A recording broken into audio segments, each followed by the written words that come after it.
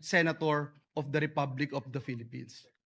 So, Mr. President, if it is a proper motion, and I would leave this to the body, that we cite in contempt these individuals, Mr. President, that would be identified in this particular video, trying to block, trying to prohibit Senator Bato de la Rosa from doing his job, Mr. President. Yes. I submit, Mr. President, to the wisdom of the Is there any objection to majority. holding the John and Jane Does, who will be laterly identified in accordance with the CCTV, to hold them in contempt of Senate? Then, the Senate? Mr. President, I was suggesting, Mr. President, and if you are, if the body is amenable to that, I will move, Mr. President, that we cite them in contempt. Yeah. Because, Mr. President, well, because you made that manifestation, Majority Leader, let me say this, not as Senate President, but as a member of the Philippine Bar, and as a humble servant of our people as a senator, each legislative body has to defend itself, especially versus existential threats. When we only have 24 senators and in certain votes you need 13, and we will allow that in our premises without the proper coordination nor without the proper due process, ay pwede mong habulin na lang at hagurin yung isang senator, what can be more existential than that? Yeah.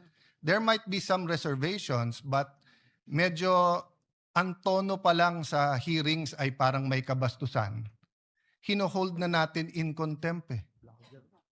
And for the record, when Senator Bato was chased by these agents, we were already in session. I was already standing in the podium at the side and already was making that motion. So even out of courtesy, regardless of their coordination, kung meron man o wala dito, hindi dapat hinabol si Senator. Dapat pumunta sila dito sa taas. Nakipag-usap sila. Gwardiyahin nila lahat ng pinto. Pero hindi dapat makipaghabulan sa kahit sinong senador dito sa loob. So it is really the pleasure of the body.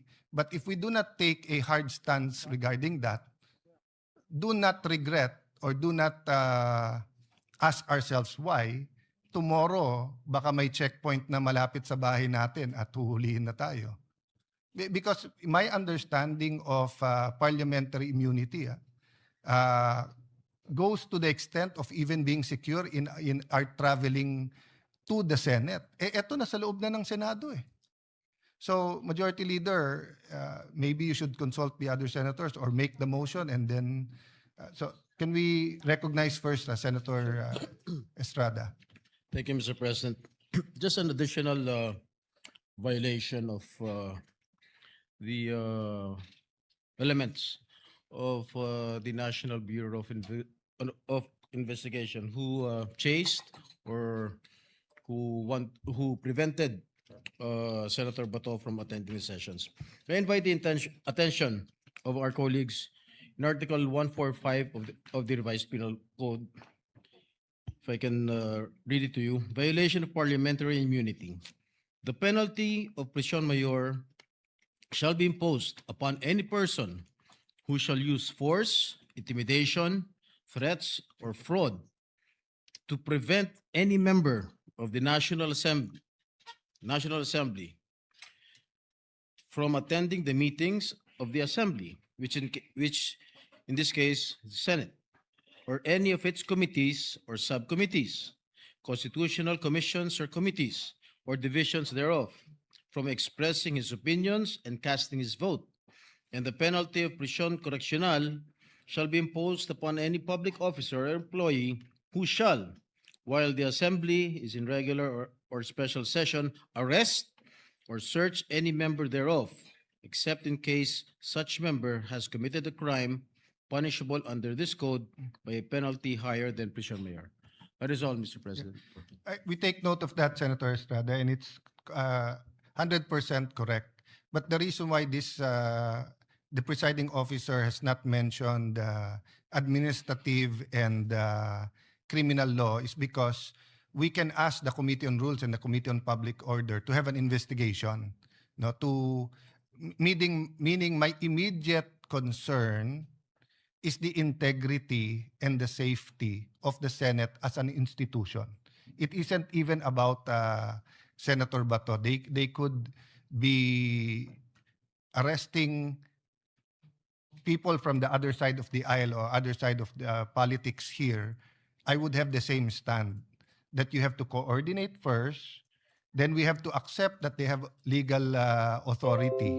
If not, you give the senator the opportunity to go to court or, as Senator Marcoleta said, all legal remedies. Wala namang problema po sa legal remedies. If we go to all the precedents, you will see na eventually yung iba nag-surrender din. Pero yung korte ang nag-utos, hindi yung mga law enforcers. So my point is, we will deal with the administrative and criminal liabilities, if any, according to the findings of our committees. But right now, before us is the question of what does the Senate in plenary as a body do to protect itself. And Senator Villanueva suggested holding them in contempt. May I remind everyone that when someone is held in contempt, they are allowed to purge themselves of that contempt by either giving justifiable reason or by apologizing. My information at this point in time, and anyone can correct me if I'm wrong, they are still here and they are still threatening to arrest him here. So, what is the pleasure, Majority Leader? May I ask for a minute suspension, Mr. President? Session is suspended.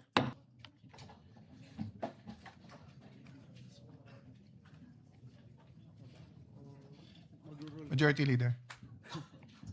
Mr. President, there was an earlier inquiry by this representation which led to the body's unanimous consent to move that we cite in contempt those individuals running after Senator Bato de la Rosa,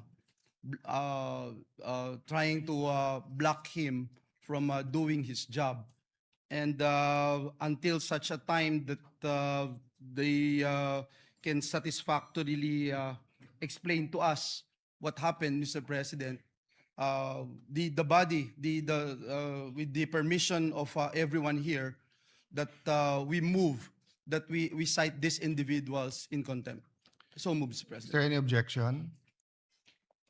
If not, the John Does and Jane Does as identified individual are held in contempt. I am directing the OSAA to put in custody, Senate custody, to the said individuals and to detain them in the Senate premises. If they need assistance, you're authorized to coordinate with the Pasay City PNP until such time that those held in contempt can purge themselves of contempt, meaning to satisfy us with their explanation. Senator Marcoleta, are you satisfied with that? Yes, Mr. President, I'm satisfied. Incidentally, I think the incident this afternoon can also be used to appeal to the Supreme Court that it's now high time for them to dispose or act on the petition, on the inquiry, whether or not the former president was, or the abduction of the former president violated Philippine laws. And if they can act precisely on the basis of what happened today, we will be guided in future incidents that may happen. Sana wala naman. Pero sana, if they can decide as soon as possible, Mr. President, considering what happened today, they should include in that disposition a guideline sa mga ganitong pagkakataon. Your comments are in order and noted. And Mr. Uh, President, to add, because we have an existing law, I'm citing Republic Act 9851, which is about transnational crimes, international crimes, crimes against humanity.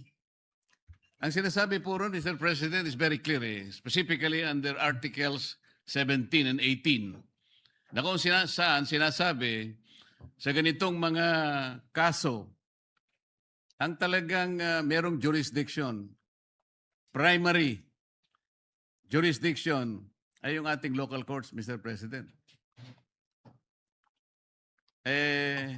Paano ngayong mangyayari na mas kakatigan pa ng mga taong gustong humuli kay Senator Bato yung sinasabi na warrant of arrest? Alin ba yung pakikinggan nila? Alin ba yung una nilang tutuparin? Yung inaatas ng isang korte na ang kanyang jurisdiction is not questionable considering that we have already withdrawn from the Rome Statute. Bakit po yun ang kanilang gagamitin? Halimbawa po sa Article 17, Mr. President, sinasabi po doon na yung surrender o yung extradition ay pwedeng gawin in accordance with existing extradition laws or treaties. Alam naman natin, hindi naman po bansa ang ICC, Mr. President. to further your discussion, Senator Marcoleta, under the ICC rules, if a nation exits ICC, they're given 1 year to authorize an investigation. And this was brought up by the former president's defense team that the investigation happened 1 year after na 1 year, yung investigation which led to the charges. But yet, in the appeals court ng ICC, they upheld the charges. So what is the net effect nito for the public to know and for members of our PNP and AFP to know? That means that under the Duterte ruling, whether it's the Marawi siege, whether it is the battle, the 30, 40, 50-year fight with the Communist Party, CPP, and PA, the ICC now can suddenly come out with warrants for any cabinet member or any elected official or any general or colonel or sergeant of our military and police under the doctrine that they did under Duterte. So if you do not have to pass Philippine courts, then we will have dozen, 2 dozen, 4 dozens, 100 former Senator Trillanes going to different places and just picking up anyone and saying that they have to be brought to The Hague. So that would be ridiculous. So that is precisely why we passed Senate Resolution 44, that each Filipino, regardless of political color, regardless of background, will have to have their day in court. Having said that, we will, in fact, deal with that during the hearings of the Committee on Rules and the Committee on Public Order. What is important right now is that we assure the Philippine Republic that the Senate is functioning and there is no threat from stopping us by any legal machination or manipulation. Having said that, Senator Marcoleta, with your indulgence, just while we were passing the motion to hold in contempt the NBI agents, retired Major General Rene C. Samonte, our Sergeant of Arms, gave me this.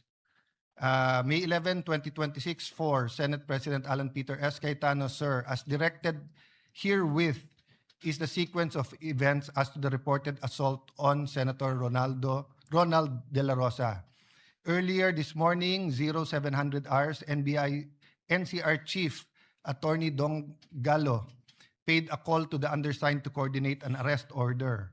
As per agreement, the supposedly arrest should be effected when the warrant of arrest is presented as per guidance of former Senate President Vicente C. Soto. On or about 2 p.m., the warrant of arrest was shown to the former Senate President in the presence of the undersigned, but copies were not allowed to be distributed. Truly yours. So the investigation will bear out what happened. The point I want to make is that even assuming fully coordinated yung arrest warrant, they should have approached Senator Bato or approached the Sergeant at Arms, given a copy of the warrant, and negotiate his surrender because they are in Senate premises. Pero instead, nakipaghabulan sila. Hinabol nila, they attempted to stop Senator Bato from attending the session. Even ordinary arrest, konsehal, vice mayor, Sangguniang Panglalawigan, even SK. When they're in session, usually yung police pupunta doon, magpo-pause, i-coordinate sa presiding officer at sasabihin, ito ang warrant of arrest. So we cannot excuse yung paghahagod o yung habulan inside the Senate premises. Now, as to whether the NBI is justified, whether there are any criminal laws violated, whether there are administrative laws, we will wait for the investigation. So we are holding them in contempt precisely because of the actions they've taken and the manner in which they tried to not arrest, but to prevent Senator Bato from reaching the Senate plenary hall. Mr. President, having held them in contempt, I believe an investigation is proper. Yes. Thank you, Mr. President. So we'll refer all of the comments after the previous referral to the Committee on Rules and Committee of Public Order. So all of these comments said in plenary is, and including the videotape, including the report, the spot report of the Sergeant of Arms, is referred to the two committees. Senator Bato. Mr. President, while the investigation is pending, this representation would like to move that the current Sergeant at Arms be replaced with the former Sergeant at Arms, Brigadier General Mau Aplaska, Mr. President. I so move. If I may intervene, I appreciate your immediate action, Sergeant at Arms, and you're very. I had a couple of sidebars this afternoon, and I think this is my only interaction with you, except for bumping into you. He's been very candid. He's acted on it right away, but just given the situation now, I tend to agree with Senator Bato that in the meantime, we have an acting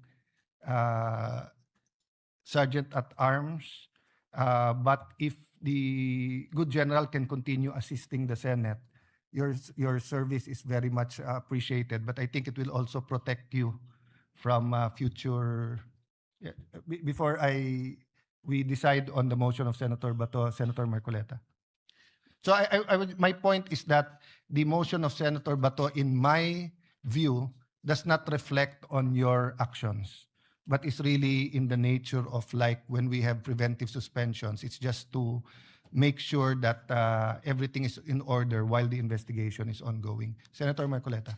Mr. President, I don't think we can make that conclusion today that whatever happened now or earlier this afternoon does not reflect Yes. to the work of the Preliminarily, Sergeant at Arms. preliminary. I agree. Because I'd like to ask whether in his explanation, the former Senate President knew that that was the way that a sitting senator be treated, even for the sake of an argument that there is a valid warrant of arrest. Was the procedure explained to the the former Senate President, that the way he should be arrested Yes. was explained and approved by the former Senate President? That is the question that the Secretary General should answer. Yes. Because if the former Senate President allowed it, then he himself was responsible in what happened earlier. I cannot answer that question, but I assume or I give the benefit of the doubt or assume regularity that no senator would allow that manner of arrest. Having said that, as you said, these are all preliminary, but the concern, I think, of Senator Bato is not only this investigation, but also the security of the session hall and his security in the next few days. That's precisely the reason, Mr. President, because I think Senator Bato is very apprehensive of what is yet to be happen after this session. So he should be placed in a situation where we can all be happy, be confident that nobody can touch him. I agree, Senator Marcoleta, and I will make myself available. It is now in the hands of the Secretary General, And I will- considering that we already moved and we already resolved that he be given protective Yes. custody. So the NBI has a director. The director NBI is under the Department of Justice that has a secretary. The secretary is a member of the cabinet, which is under which is the alter ego of the president, but we have an executive secretary, president. So I will make myself available for the discussion and for their legal point of view. But one thing I will make clear, that it is in contempt of the Senate to execute their warrant in a manner that they did so. And it is possibly an excuse that you were actually executing a warrant of arrest because for us, it's very clear they were preventing Senator Bato from participating in this afternoon Yun session. nga po yung aking naiisip. Kasi kung alam na po at pinaalam sa kanya, nandito pala sila, umaga pa, preparado na sila, yun na lamang pong tinatanong ko, ganun po ba yung paraan? Sinabi po ba nila yung paraan na hindi man lang nila papapasukin dito, hahabulin nila, kamuntik na nga siyang nahulog sa hagdanan, nakita ko po kanina, at nabali pa yung dalawang niyang daliri. Ito ba ay inexplain sa ating former Senate President na alam kong hindi naman niya papayagan? Ngayon, kung nangyari po, pati yung ating former President, hindi na po nila nirespeto. Pati po yung ating institution. Ito po yung magiging problema. Salamat po, Mr. President. There are many, many issues that we have to untangle. In the meantime, there are many, many problems the country is facing, and we have to meet regarding the committees and the direction of the Senate. So, Majority Leader, what's the parliamentary status and what's the suggestion of the gentleman who is now very much present? So, kailangan 13. No, may motion siya eh. There's a motion. Yeah. So, yeah, din na ba yan? Session suspended. Suspend.